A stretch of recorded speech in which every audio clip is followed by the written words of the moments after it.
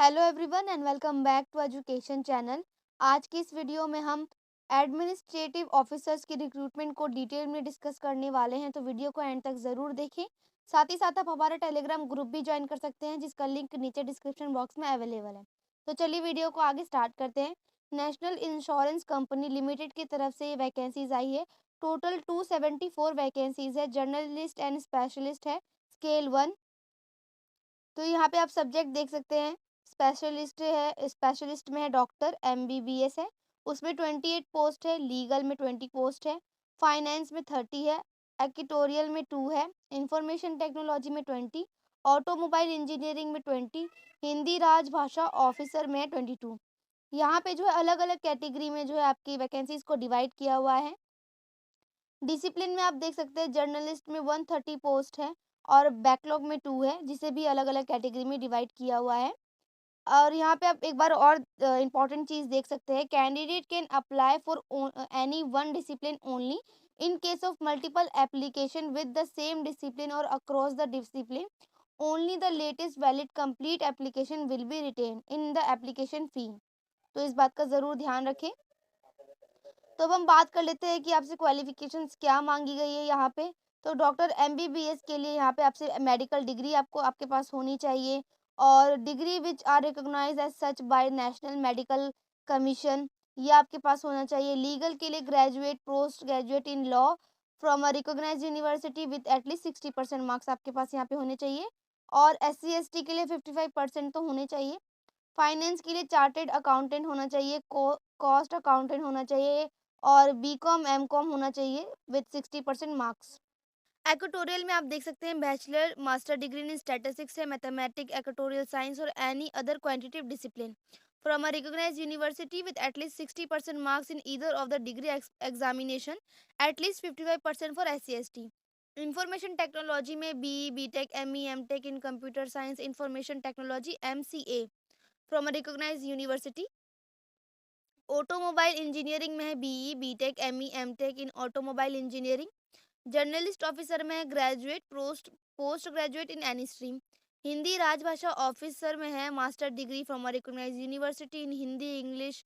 और बाकी यहाँ पे 4 चीज़ें और मांगी गई है। अगर आपके पास इनमें से कोई भी है तो आप बिल्कुल इसके लिए अप्लाई कर सकते हैं। बाकी यहाँ पे आपको एज लिमिट दी हुई है, एज रिलैक्सेशन भी दिया हुआ है। मिनिमम आपकी एज जो है 21 ईयर होनी चाहिए और मैक्सिमम 30। बाकी रिलैक्सेशन आपको दिया हुआ है, आप इसे चेक कर सकते हैं। अब हम बात कर लेते हैं कि आपका सिलेक्शन प्रोसीजर क्या रहने वाला है।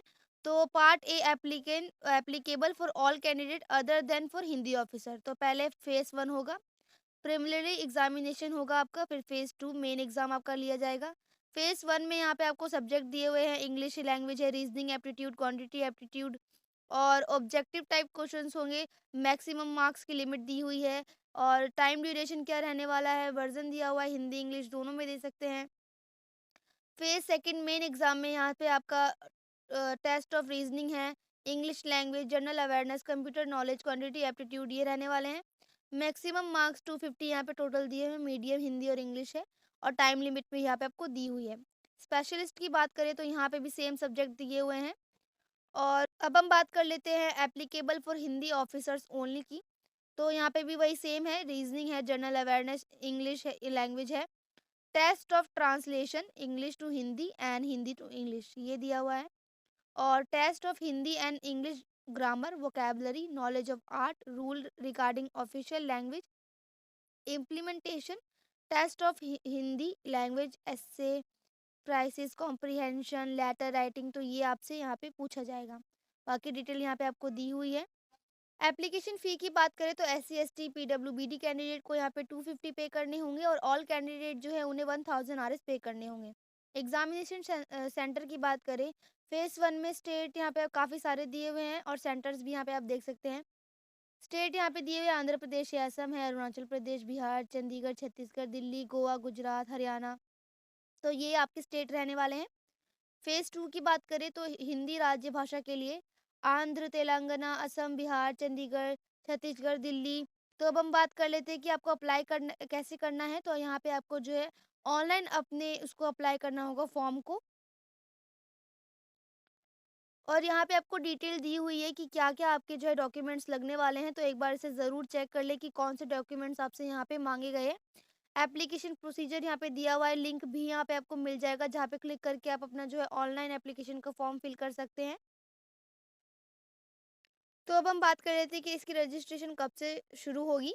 तो 2 जनवरी 2024 से जो है आपकी ऑनलाइन रजिस्ट्रेशन शुरू हो जाएगी। लास्ट डेट जो है 22 जनवरी रहने वाली है। पेमेंट ऑफ एप्लीकेशन फ़ी जो है वो 2 जनवरी से 22 जनवरी तक चलेगी। Date of online examination phase 1 की आपको जो है यहाँ पे नोटिफ़ाई कर दिया जाएगा और बाकी चीज़ें भी आपको यहाँ पे बता दी जाएगी। Date of online examination phase 2 and Hindi officer exam उसको भी यहाँ पे आपको बता दिया जाएगा। बस आपको जो है वेबसाइट पे जाके बार-बार चेक करना पड़ेगा। तो गाइज़ आज की इस वीडियो में बस इतना ही। जाने से पहले एक बार चैनल को सब्सक्राइब कर लें ताकि अपकमिंग डेज़ में आपको जॉब से रिलेटेड सारी नोटिफ़िकेशंस मिलते रहे। Thank you so much.